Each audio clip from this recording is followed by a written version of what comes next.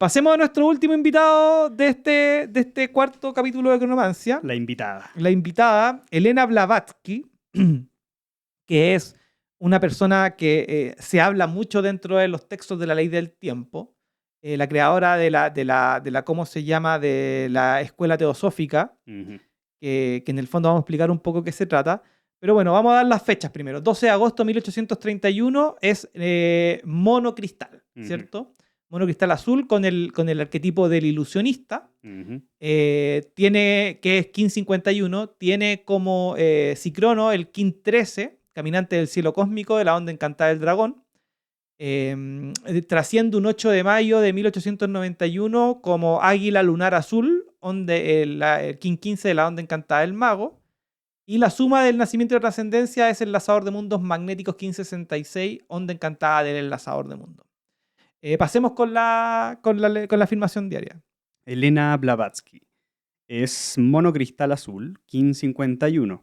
Sí. Y la afirmación galáctica es: me dedico con el fin de jugar, universalizando la ilusión, sello el proceso de la magia con el tono cristal de la cooperación. Soy guiado por el poder de la abundancia. Claro. Y eso es un portal de activación galáctica. Y otra vez un portal de activación galáctica. El Kin 51 monocristal azul es guiado por la estrella cristal. Análogo.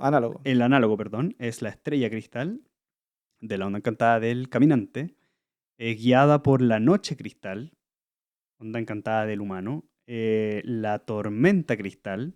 El dragón cristal. Dragón cristal, perdón, en el antípoda, ¿cierto? Onda encantada del perro. Y el oculto, la tormenta. El perro lunar. De la onda encantada de la luna. Ahí está. Perro lunar.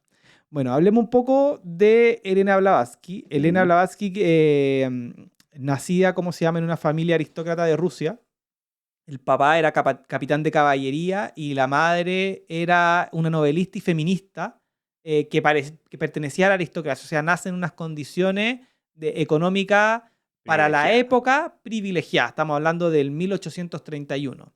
Y ahora vamos a saber por un poco, porque, mira, y tiene varias cosas desde muy pequeña. Como algo que encontré divertido es que al momento de su bautizo quema a un sacerdote.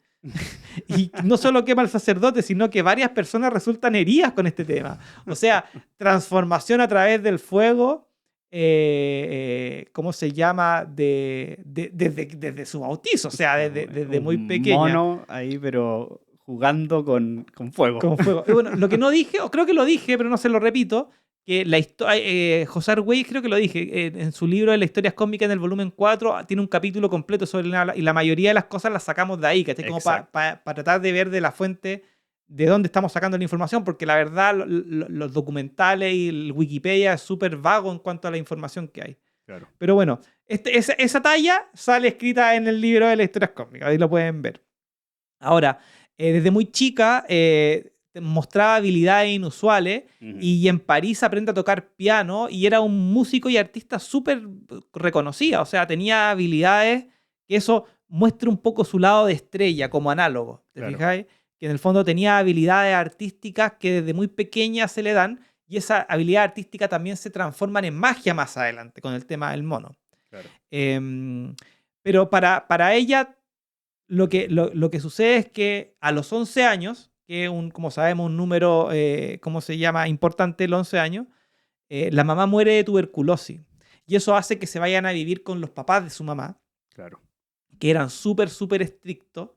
Y en el fondo eso genera un cambio en su vida súper importante porque tiene un problema como con la autoridad, como que le digan qué es lo que tiene que hacer. Y el abuelo era, imagínense, noble, aristócrata, o sea, querían hacer, y ella mujer en el 1800, o sea... Y transitando el enlazador de mundos planetario a los 11 años. A los 11 años, claro. Sí, la manifestación de la muerte claro, de la madre y cambios. Cambios, se va a vivir con el abuelo, lo cual le permite igual desarrollar el tema de la lectura. Porque se va a las bibliotecas de estos personajes, se da cuenta que tiene como personas muy ilustradas que tienen, digamos, muchos libros. Claro. Se empieza a indagar, ¿cierto?, en temas sobre todo del ocultismo desde bien pequeña. Y Y ya luego, cuando cumple 17 años, yo diría que la casan, tal vez. No sé si ella quiso realmente casarse porque era una persona ya de 40 Creo que años. le presentaron a una persona y dijo, me caso. O sea, quien sea, me Claro, caso para salir de acá. me caso para salir de acá y bueno, digamos que lo hizo. Claro, se casó con Nikofer Vasilievich Blavatsky. De ahí adquiere el De ahí nombre, adquiere el porque nombre. ella su nombre es Elena Petrova von Hahn. Ese es su nombre original.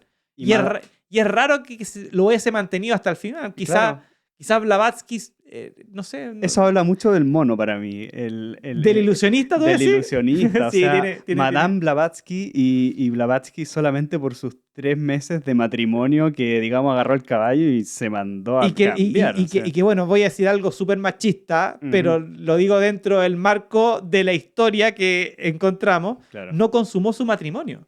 Claro, O ella quiso sea, no consumir el ella quiso matrimonio. que eso para un hombre en el 1800 es una locura, ¿cachai? Entonces, más encima también era como bien reacia a Y este habla del tema. carácter. Habla del Sí, po, carácter también de Blavatsky. Ese año que se casa a los 17 años está pasando por el guerrero eléctrico. eléctrico de la onda encantada del mago. Así que agarra el caballo y se va a Georgia y nunca más pesca a este personaje Blavatsky, pero su apellido recorre todo el Recorre todo mundo. el mundo, imagínate po, la historia. Bueno, muy de mono también eso de agarrar como las cosas de agarrar el caballo y irse, ¿cachai? Claro. Ahora, aquí viene como lo que yo creo que es súper importante en su vida y que tiene un poco que ver también con los privilegios que ella tiene desde chica. Mm, Pasa un tiempo de 10 años viajando por el mundo. claro. Estamos hablando del 1800, o sea, viajar por el mundo. Lo hablamos un poco en Mozart. Mozart era un poquito más antiguo, del 1700, Claro. pero que era muy complicado, pero en el 1800 aún era complicado. Y viaja Y digamos que viajó bien lejos. Viajó, mira, lo que dice en, en el libro 4 del misterio. Viaja por Turquía, Grecia, Egipto, Asia Central, India, Norteamérica, América Central, Sudamérica, visitando centros mayas y inca, África, Europa del Este y la India. O sea, en 10 años Viaja por viaja por todo todos el lados. mundo. Claro. Ahora, dicen que esto fue pagado por su papá, pero ella en su biografía cuenta que, claro, lo pagó el papá, pero también no le alcanzaba para hacer todo lo que ella necesitaba y tuvo que trabajar en un circo para poder ganar plata usando estos poderes como psíquicos que tenía, que también es un tema importante porque... Y la magia. Y la magia, sin duda. Uh-huh. Bueno, en su cumpleaños número 20, es decir, cuando estaba en este proceso de viaje, porque a los 17 se separa, o sea, se casa, se separa, 17, 18, empieza a viajar y a los 20 en Londres conoce al que va a ser su maestro, que es el maestro Mahatma Moria se llama, Claro. y que ella decía que había tenido visiones sobre él desde pequeña, que en el fondo es un poco el sueño de la noche, que lo vimos con Tesla, ¿cachai? Ese tema de imaginar las cosas, ¿cachai? Claro. Entonces, y que él, cuando la ve, sabe que tiene un trabajo preparado por ella y ella lo acepta inmediatamente. Esto sucede cuando ella tiene 20 años, ¿cachai? Está transitando por el mono rítmico. Por el mono rítmico. Es la ilusión y la muerte. Y el número 20. Y el número 20. Que es los sellos solares, o sea, cumple un ciclo solar completo y como que... Su propósito también, el propósito del sol. Y claro, y da un giro, o sea, parte una nueva etapa dentro de su vida con esta como misión que se la da este maestro que lo había conocido de antes. Y de ahí pasa, bueno, hasta los 27 años viajando, y a los 27 años vuelve a Rusia, ¿cierto? Y ahí ya empieza a demostrar como sus dotes paranormales, como por ejemplo, acá los tengo anotados, clariaudiencia, telepatías, telequinesis, que esos son como difíciles de comprobar, porque en el fondo puede que sea interpretado por una persona de diferente manera, pero los que no, es que lograba hacer que las ventanas vibraran, o sea, sonaran, y hacía que sonaran campanas dentro de los espacios, que eso ya es otro tema, ¿cachai? Claro. Ya cuando empezáis a escuchar cosas que no están y empezáis a ver que empieza a mover con la psique y las cosas, ya te das cuenta que es una persona con un poder más o menos... El ilusionista, que es el arquetipo del mono, ¿no? Claro, pues el ilusionista, el poder hacer este proceso. ¿Qué más? En el 65, más o menos del 1860 a 1865 es donde logra dominar estos poderes, ¿no? Exactamente. En el 65 ya dice que lo logra dominar. Claro, después de varias crisis. Tuvo enfermedades, claro, muchas enfermedades. Claro, crisis sobrenaturales, ella cuenta, enfermedades que hacen dominar estos poderes, los cuales ya empieza a darle forma a lo que va a ser el estudio de estos fenómenos. Exactamente. En el fondo ella habla de las fuerzas bajas o las fuerzas de frecuencia baja, que en el fondo el maestro Moria lo que le dice es que tiene que aprender a dominarle y que va a ser como sometida a diferentes pruebas. ¿Cachai? Claro. Y estas pruebas las tiene en varias partes de su vida. Esta es la primera, que durante 4 años está enferma. Como tú decías, viene hasta entre el 84, 85, 1800 estamos hablando.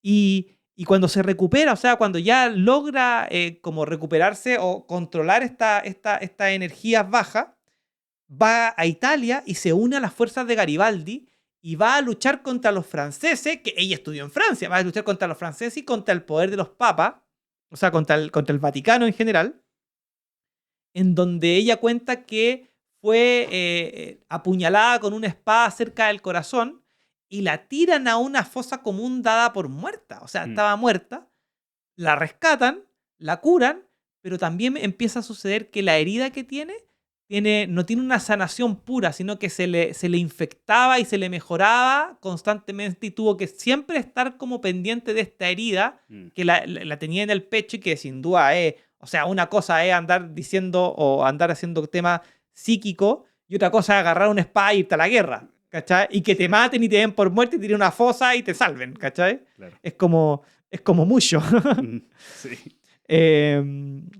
Yo tengo que en 1871, en su año de mono cósmico, ya comienza como a querer trascender, dar todos estos conocimientos y antes de lo que es fundar la sociedad teosófica, crea otra sociedad que es la sociedad espiritista. ¿Ya? ¿En qué año eso? Eso en el año 1871. En el Cairo, más o menos. De hecho, también le pasó que iba viajando en un barco dentro de cada uno de estos viajes y tuvo que pasar un naufragio. Sobrevivir a un naufragio y luego de eso, ya en el Cairo, comienza como a estudiar todo lo que son estos fenómenos espiritistas y comienza como a aceptar la mediumnidad. Exacto. Que es esta capacidad de canalizar personas muertas, ¿ya? Eso era muy típico, de hecho, en el siglo XIX. Acá en Chile tenemos, en Argentina, claro, en Brasil, personajes que se hacen llamar medium. Y sí, cuando ella comenzó con esta sociedad espiritista, se dio cuenta de que sí, a lo largo del tiempo, muchos de estos personajes ella no les creía mucho. Y no les creía mucho. Sí, empezó como a ver de verdad quienes realmente tenían como la formación y la capacidad de entender estos fenómenos. Así Exacto. Que básicamente ella lo que trata de hacer es de demostrar la naturaleza ilusoria. La naturaleza ilusoria, claro. Sí, como buen mono cristal. Exactamente. Y de iluminar es como de verdad entender la naturaleza, le dice mayábica, que tiene que ver un poco con el estudio oriental de lo que es la ilusión. Claro. ¿Cierto? Mucho del hinduismo, el budismo tiene que ver con eso. Con romper el velo del maya. Exacto, romper lo que no es real, en lo que estamos transitando, pero que a veces no nos permite ver la realidad. Sin duda alguna. Ahora, una cosa anterior al 71 que estaba revisando mientras en el 68, el maestro Moria la manda al Tíbet a estudiar con el maestro Kuthumi. Y en ese periodo, donde pasa todo lo que estás contando entre el 68 y el 75, pasa 7 años en el Tíbet y en otras partes, y la llevan a estos como lugares donde no han entrado otros europeos. O sea, adquiere como ella va al Tíbet y muestra sus poderes, entonces es como, oye, esta tipa es de verdad, entonces le dan como acceso, incluso después se transforma en budista más adelante, pero se transforma en budista por lo mismo, por esta capacidad y conoce, y eso, bueno, sabemos que los budistas tienen las bibliotecas más antiguas del mundo, ¿cachai? Ahí tiene que haber aprendido muchas otras cosas, que bueno, que en el fondo es su trabajo. Claro. Y que después ya cuando vuelve en el 75, 74, ya de nuevo va ¿cómo se llama? A donde su maestro Moria, y ya le dice que ya el tema de estas fuerzas como baja ya la tiene completamente dominada, y él la envía a Estados Unidos. Le dice, andate a Estados Unidos y tenéis que formar una sociedad teosófica, que esa era como la primera misión grande que le dan, y Bella se embarca y parte a Estados Unidos. Claro. En Estados Unidos se encuentra con un personaje que se llama Henry Steele Olcott. El coronel. El coronel, que es un King 146 enlazador eléctrico de la onda encantada de la semilla, y funda junto a él la Sociedad Teosófica, claro. que es esta primera sociedad que tiene como función dar a conocer esta información al mundo. Claro. ¿Cierto? Eran 16 personas los que fundaron esta sociedad teosófica, pero yo diría que este coronel Olcott y Madame Blavatsky eran los que trascendieron la idea. ¿Cierto? El caballito de batalla. Claro. Y no solo eso, sino que la fundan un 17 de noviembre del 75, Kin 88, que estrella planetaria, que es el análogo del mono. Claro. Y lo hace transitando el mono 4, el mono autoexistente. Así que define lo que es su legado. Claro. La sociedad y que también es el mono autoexistente de la onda encantada de la estrella también. Estrella. Sí. También la estrella de nuevo presente entonces. Pero bueno, y también hay otra aquí tengo otra numerología. El King de Blavatsky, que es el 51 más el 146 de Olcott, dan 197. Tierra lunar, nuevamente el número de la ley del tiempo en el Chrono of Sea.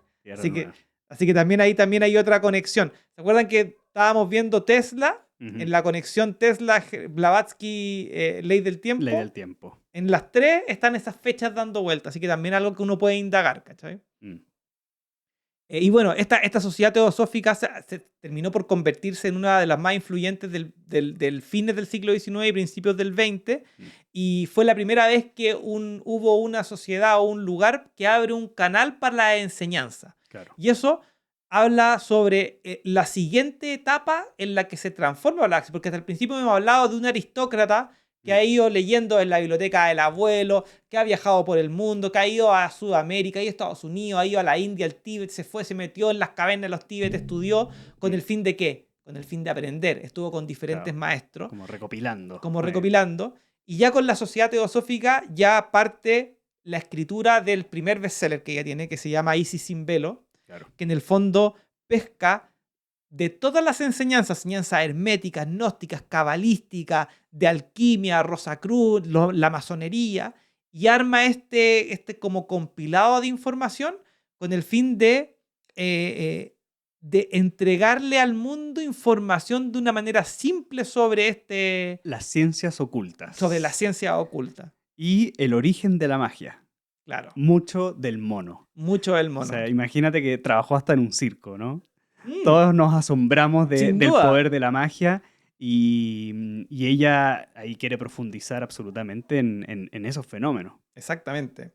Y ahí hay una historia, porque en uno de los documentales que encontré que estaban o se oían pésimos, ese era el tema. Y otros estaban en francés, estaba como complicado. Hay poco. Encontré una entrevista al coronel, a Olcott. Ah, mira. Entonces, que él fue en el fondo que escribieron juntos y se enveló, porque Blavatsky hablaba ruso, su segundo idioma era francés, su tercer idioma era inglés. Entonces, ella escribía y Olcott lo que hacía era la corrección al inglés para que se entendiera. Entonces le explicaban cómo era escribir con ella. Entonces ella, estamos hablando que se escribía con una pluma, que tú ponías la pluma esa típica antigua que escribía. Entonces él decía que era una experiencia casi religiosa, porque ella decía que miraba hacia arriba, ponía los ojos como blancos, por así decirlo, y decía que veía lo que tenía que escribir, lo veía y lo escribía.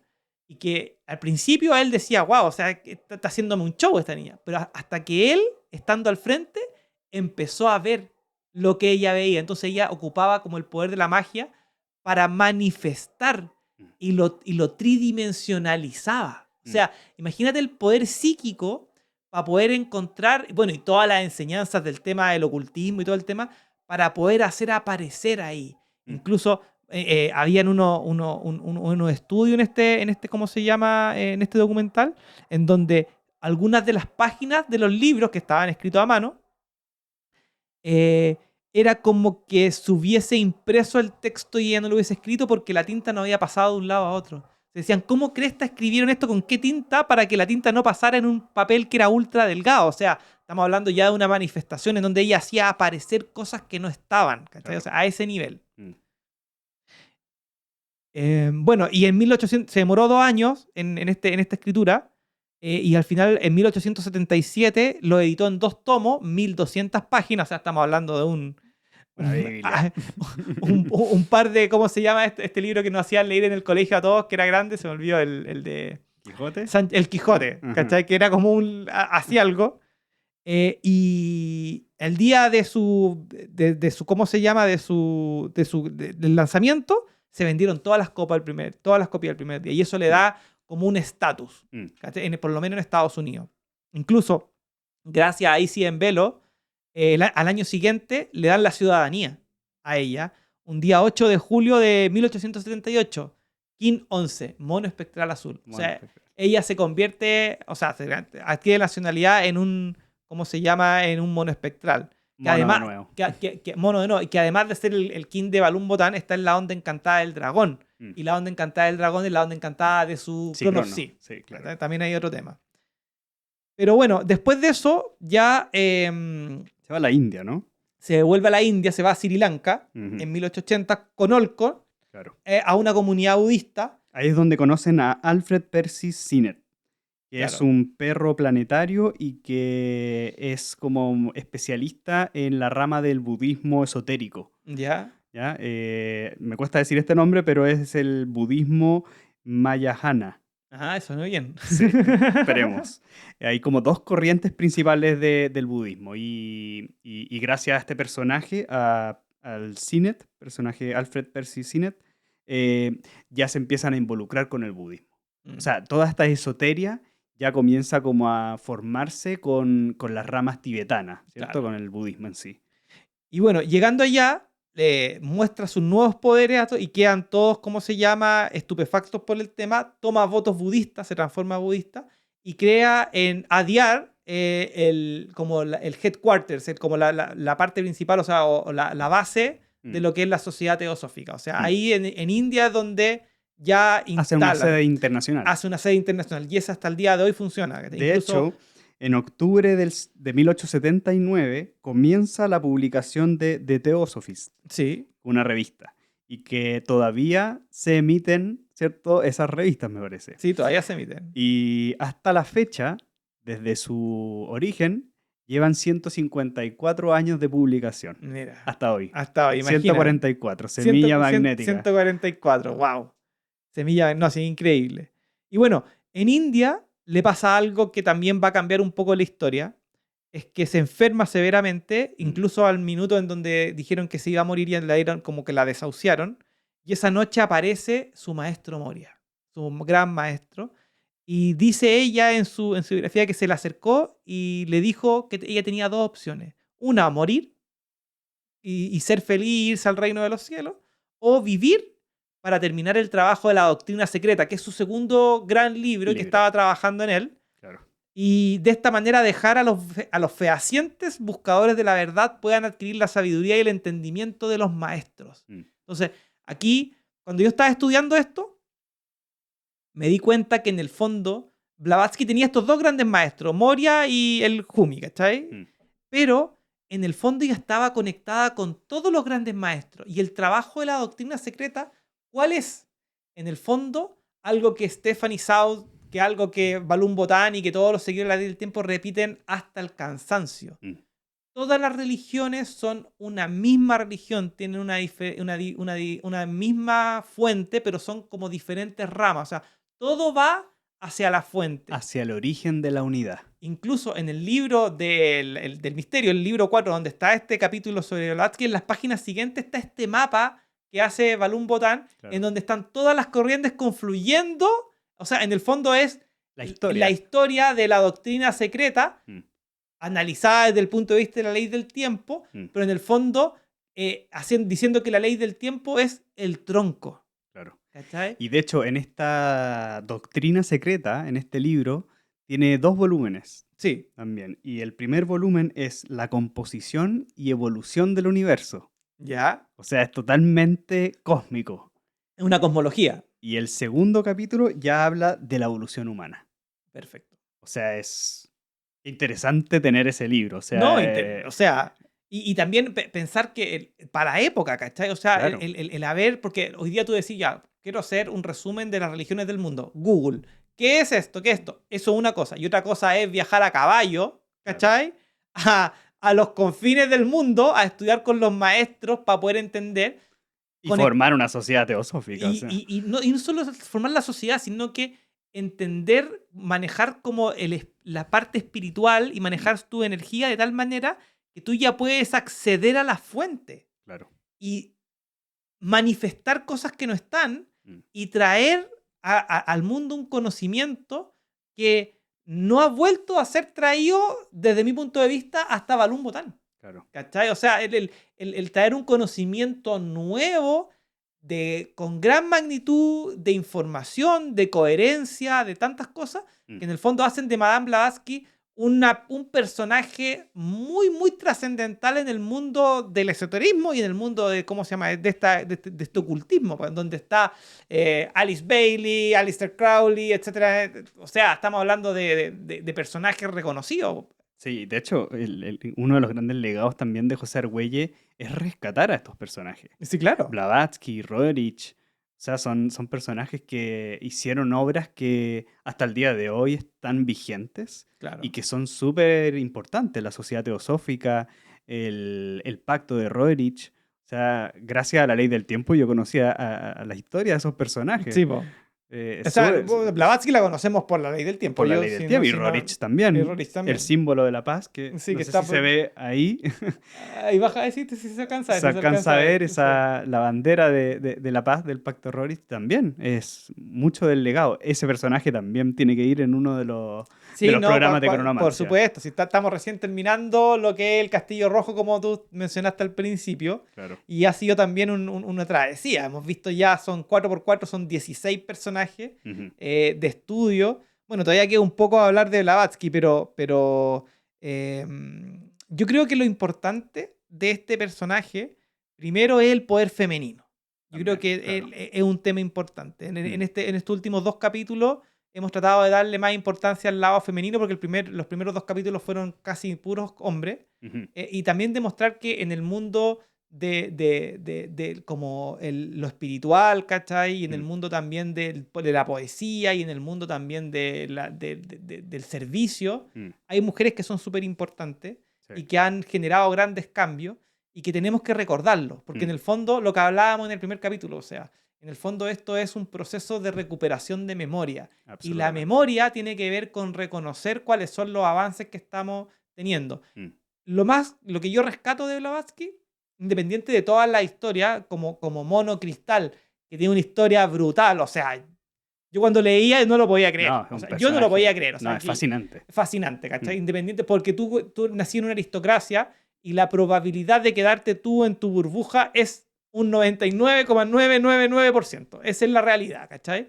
Y después de ser eso a convertirse en lo que se convirtió y haber viajado por el mundo en una época súper compleja, y haber escrito y haber generado una sociedad que hasta el día de hoy funciona, una revista que todavía está funcionando, unas enseñanzas que son transversales.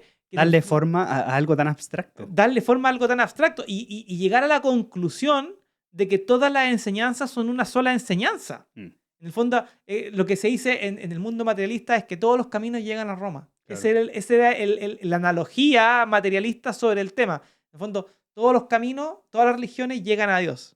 Claro, ¿cachai? Exacto. Y como hablábamos con la Madre Teresa, mientras más te acercas a Dios, te das más cuenta de lo lejos que está y de la magnitud y la grandeza de lo que es el universo. Claro. Siento que, bueno, voy a mencionar otros libros que tengo acá anotados de Blavatsky. Escribió, La Doctrina Secreta, Isis sin velo, La llave a la teosofía, El glosario de teosofía, La voz del silencio y muchos otros artículos.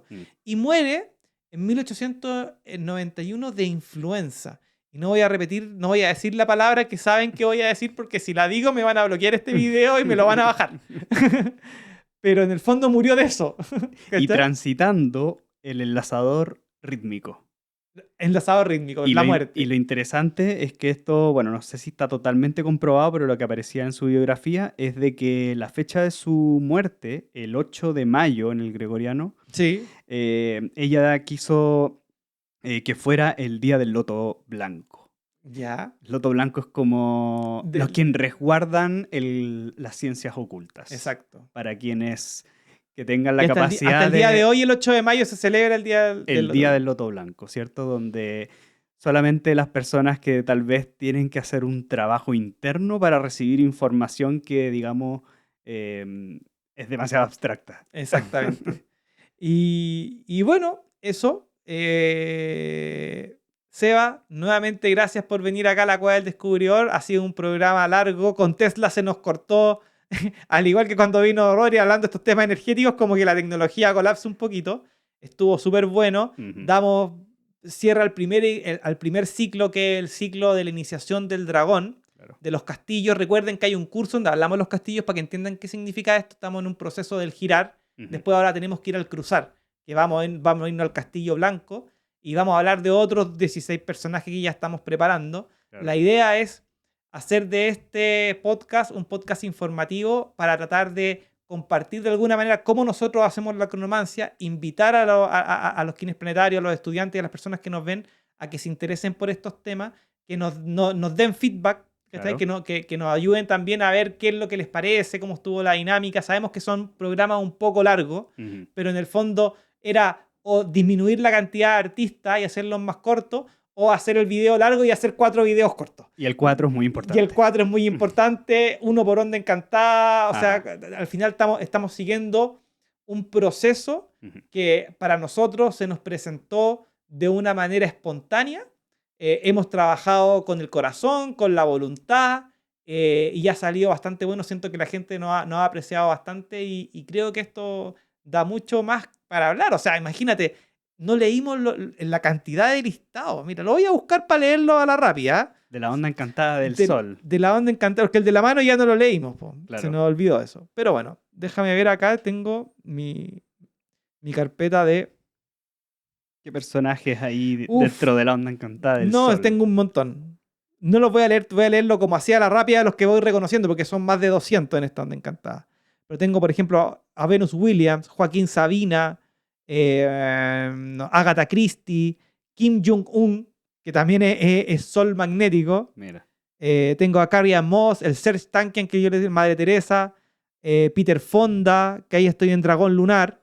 Los dragones lunares, tengo a Gloria Estefan, tengo a Paulinho, tengo a Grace Brumby, tengo a Mike White, después Vientos Eléctricos, tengo a Pierre Curie, Avril Lavigne, Gary Medel, jugador de fútbol, Sir Alex Ferguson,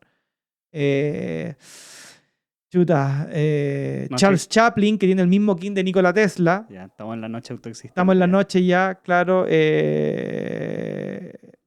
Gibran, Jalil Gibran. Ahí estamos en la noche autoexistente todavía.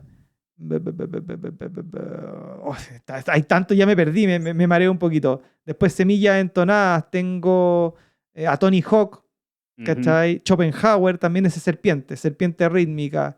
Tengo a Tobey Maguire, tengo a Roberto Carlos Braga como el lanzador de mundo. Resonante. Claro. A Jim Davis, el creador de Garfield, que también en un momento como que dije podría ser.